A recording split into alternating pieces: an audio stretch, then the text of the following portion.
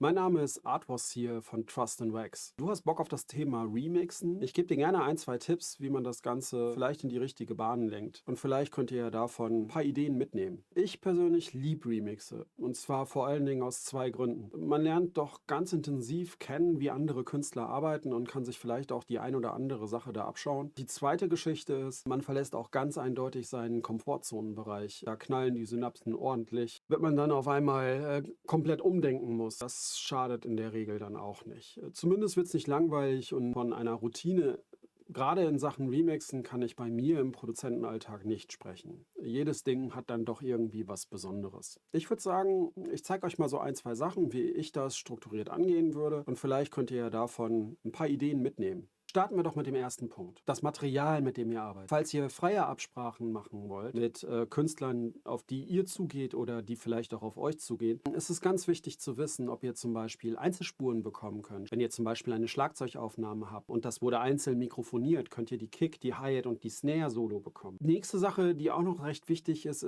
sollen da Effekte drauf liegen. Ich persönlich mag es ganz gerne trocken, ohne irgendwelche Hall- oder Delay- oder Reverb-Geschichten. Die kann ich hinterher selber nochmal schön dazulegen. Was auch total wichtig ist, spielt die Band zum Beispiel ihr Stück auf einem Klick ein? Gibt es Timing-Schwankungen? Wie ist eigentlich das Haupttempo des Songs? Es erspart euch ein paar wertvolle Minuten, die ihr dann natürlich eher in den Remix stecken könnt.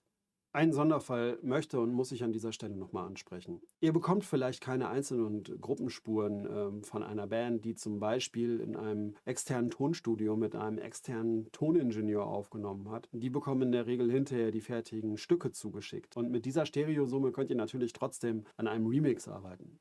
Seht das Ganze wie ein großes Sample-Paket, beziehungsweise schneidet euch da euer eigenes Sample-Pack raus. Achtet mal auf Stellen, die sich vielleicht als Loop eignen. Oder gibt es vielleicht in diesem Stück auch freistehende Sounds, die ihr als One-Shots oder als einzelne Stabs oder Hits irgendwie rausschneiden könnt. Damit habt ihr, glaube ich, das Baumaterial, um ein kleines Gerüst für einen Remix anzulegen. Das ist sicherlich noch nicht genug Futter, deswegen kommen wir jetzt nochmal zu einer zweiten ergänzenden Geschichte, die ihr auch ganz normal innerhalb eines Remixes benutzen könnt. Ihr hört zum Beispiel den Sänger eine bestimmte Melodie singen oder die Gitarre spielt eine bestimmte Melodie. Ihr kriegt das aber nicht extrahiert. Dann gibt es natürlich die Möglichkeit, das am Keyboard zum Beispiel nachzuspielen oder als MIDI-Noten in eure DAW einzuspielen. Wenn ihr jetzt genauso schlecht wie ich da drin seid, Sounds herauszuhören, geschweige denn irgendwie zu raten, was das jetzt gerade für ein Chord ist, gibt es zwei Möglichkeiten. Erstens, ihr gebt euren Musikerkollegen ein ordentliches Kaltgetränk aus und bittet sie während des Genusses vielleicht mal in euren Remix reinzuhören oder in euer Remix-Projekt reinzuhören, in den Originaltrack und das mal einzuspielen und ihr nehmt das dann auf. Möglichkeit Nummer zwei bietet zum Beispiel so eine Software wie Ableton, aber mit Sicherheit gibt es diese Funktion auch in anderen DAWs. Wir gucken mal kurz rein. Ich habe hier jetzt ein Projekt, da habe ich mal so einen kleinen Sound ausgeschnitten. In dem Fall ist das jetzt eine Gitarre. Und wenn ich hier mit der rechten Taste drauf drücke, öffnet sich hier ein kleines Menü und hier unten steht was total Spannendes. Harmonie auf neue MIDI-Spur konvertieren oder Melodie auf neue MIDI-Spur konvertieren. Das ermöglicht euch zum Beispiel eben diese Gesangslinie, die ich habe, in eine Melodie umzuwandeln. Diese wiederum triggert dann euer VST-Instrument an und spielt dann diese Melodie ein. Das ist in der Regel nicht frei von Fehlern. Da müsst ihr ordentlich hinterher dann rumschubsen, aber ihr habt erstmal, und das kann ich euch hier zeigen, die Grundnoten, mit denen ihr arbeiten könnt, die ihr natürlich verschieben könnt, löschen könnt. Und das könnte einen ersten Ansatz für euren Song geben. Eine weitere Möglichkeit, die ich euch gerne zeigen möchte, ist das Problem meistens dann, was damit einhergeht, dass ihr keine freistehenden Vocals habt, aber ihr möchtet trotzdem gerne mit dem Gesang arbeiten. Jetzt gibt es natürlich VSTs, Plugins, die zum Teil auch wirklich sehr teuer sind, die euch helfen, den Gesang aus dem Stück zu lösen. Aber es gibt noch eine andere, eine kostenlose Methode. Kleiner Geheimtipp. Hier sind wir auf der Seite Splitter AI. Habt ihr die Möglichkeit, einen Song hochzuladen, deren Rechte ihr auch besitzt, und dort Einzelspuren, in diesem Fall 5 Einzelspuren, Bass, Gitarre, Schlagzeug etc. pp. Herausbouncen zu lassen. Die Qualität ist jetzt soundtechnisch nicht ganz so optimal. Ihr könnt natürlich auch mal die anderen Funktionen, die zum Teil dann auch ein bisschen kostenpflichtig sind, ausprobieren. Aber auch das kann wieder so ein kleines bisschen mehr dieses Gerüst, das ihr habt, um mit Sample-Material zu arbeiten, verstärken. Ihr könntet zum Beispiel auf so ein kaputt klingendes Vocal auch ordentlich Distortion legen oder andere Effekte. Und vielleicht könnte das ja ein ganz charmanter Ansatz sein, den Remix in eine bestimmte Richtung zu treiben. Einen ganz wichtigen Exkurs hätte ich noch. Wenn ihr euer Rohmaterial von der Band oder der Künstlerin, dem Künstler bekommt, mit dem ihr den Remix anfertigen sollt, ist ganz wichtig, bevor ihr anfangt, einmal die Erwartungen miteinander zu besprechen. Sollt ihr zum Beispiel aus einem Indie-Pop-Song einen heftigen Drum-Bass-Remix basteln, weil man gerne möchte, dass man auch in dieser Sparte etwas Aufmerksamkeit bekommt? Oder seid ihr komplett frei und dürft mit dem Material künstlerisch anstellen, was ihr wollt? Diese Absprache im Vorhinein erspart euch viel Enttäuschung im Nachhinein. Denn nichts ist trauriger, als wenn ihr viel Zeit in einen Remix gesteckt habt und die Band hinterher sagt, der ist zwar cool, aber nicht so geworden, wie wir es wollten, und deswegen passt der Song jetzt leider auch nicht in unseren Release-Plan rein. Und dann könnt ihr hinterher mit dem Remix gar nichts anfangen oder erst Jahre später. Wollt ihr eher in eine Art Dienstleisterrichtung gehen und vielleicht einen bestimmten Zeitgeist-Sound treffen? Oder sagt ihr, nö, mir ist das egal, ich will meinen eigenen Stempel auf diesen Remix setzen und ich bin vielleicht dann bin ein bisschen sperriger, aber auch nicht vergleichbar mit anderen. Wenn ihr euch vorher klar seid, in welche Richtung ihr tendiert und beide Richtungen sind voll in Ordnung, dann habt ihr zumindest keinen Schlingerkurs, wenn ihr Entscheidungen während der Produktion treffen wollt. Es tut mir leid, die Entscheidung müsst ihr aber alleine treffen.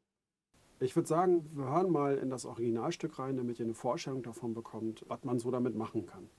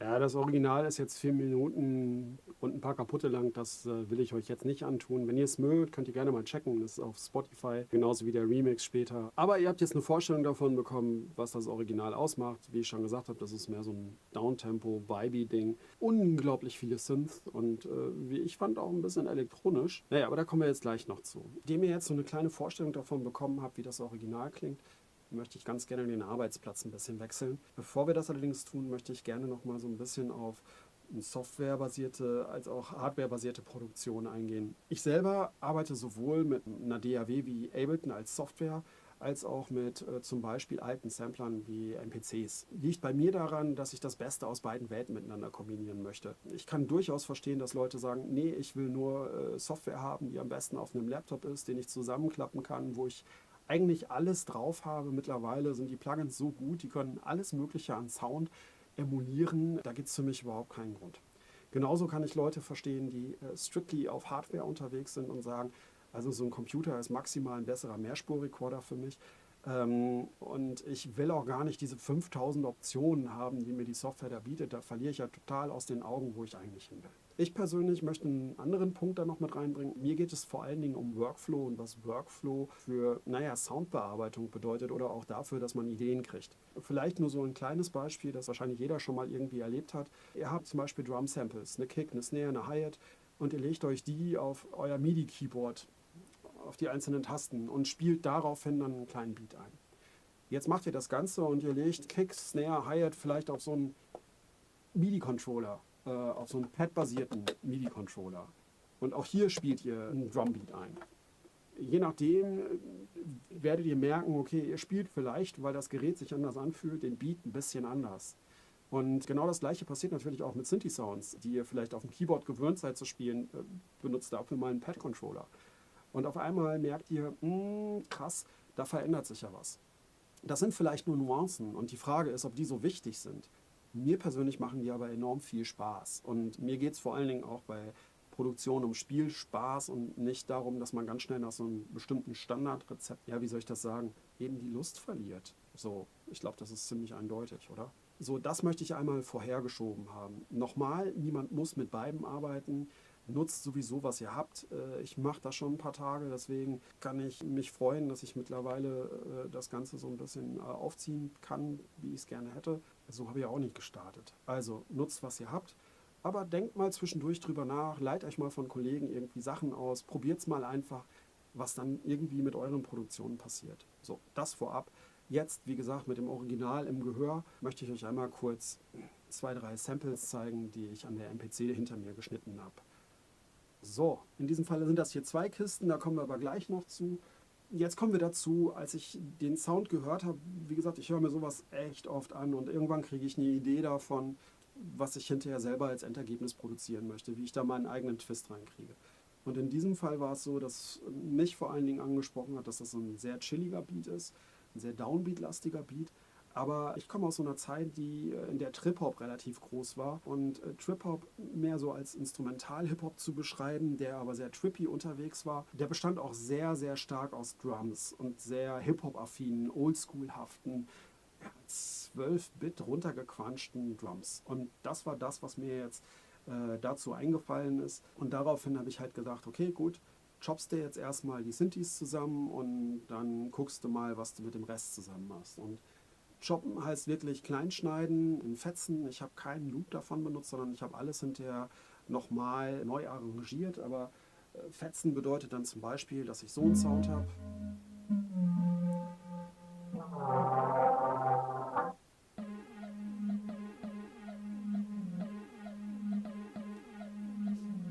Oder so etwas.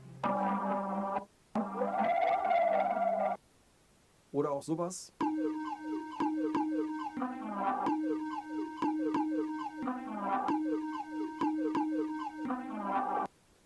Und ihr merkt schon daran, es sind wirklich zum Teil sehr, sehr kurze Chops. Alles, wie gesagt, aus dieser Sinti-Spur herausgeschnitten. Natürlich fehlt da noch eine Menge. So. Und ich hatte eingangs irgendwann mal Tutorial-Snippets, die ich vorher irgendwie aufgenommen habe für euch, hatte ich gesagt, am besten legt ihr so eine Art kleines Sample-Pack an. Also sprich, ihr schneidet alles raus und packt das irgendwie zusammen und dann habt ihr so das, was euer Sample-Remix-Gerüst, in dem Sinne Remix-Gerüst ausmacht als Sounds. Und dann werdet ihr schon merken, wo euch was fehlt. Und vor allen Dingen auch, wenn ihr eben einen Plan im Kopf habt, in welche Richtung ihr marschieren wollt, fällt euch ein, welche Sounds euch fehlen können. Mir haben in diesem Fall die Drum-Sounds gefehlt. Da waren zwar welche drin im Originalstück, aber die waren für mich ein bisschen zu elektronisch, ein bisschen zu glatt. Und ich wollte, wie gesagt, dieses rohe, am besten so funk-organische Drum-Break drin haben. Und die habe ich mir dann extern besorgt. Ich finde das auch durchaus in Ordnung. Es gibt manchmal auch so einen Ansatz, dass man sagt, nee, ich nehme alles nur aus dem Remix und füge dem nichts Neuem hinzu. In meinem Fall habe ich mir aber gesagt, nee, da muss was Neues dazu, sonst kriege ich das einfach nicht so gedreht. Und habe zum Beispiel so einen Drumbreak mir rausgesucht. Genauso wie ich für mich auch noch entschieden habe, ich will da noch zum Beispiel eine Clap drin haben. Oder aber auch so einen tiefen Subkick-Bass. Krams.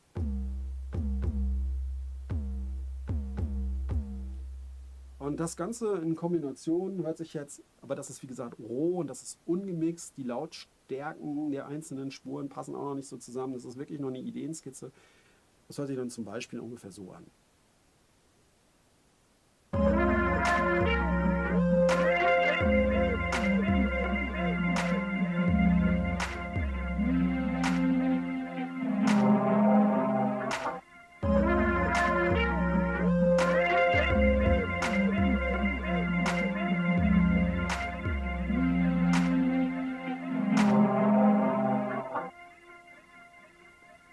Und jetzt, wo so die grobe Idee steht, also ihr merkt, diese Sampler hinter mir sind gleichzeitig auch Sequencer. Die wissen, wann sie welchen Sound abzuspielen haben. Das konnte ich dort abspeichern, genauso wie es auch in jeder guten DAW möglich ist. Jetzt ist aber der Moment, wo ich quasi die Sachen, die ich dort neu arrangiert habe, wiederum in der DAW ausspiele. Also sprich dort wie in einem Mehrspurrekorder aufnehme, um dann den Mix zu bearbeiten. das Beste eben aus zwei Welten, denn das geht eindeutig schneller in der Software, meiner Meinung nach. Aber auch da ist jedem seins überlassen.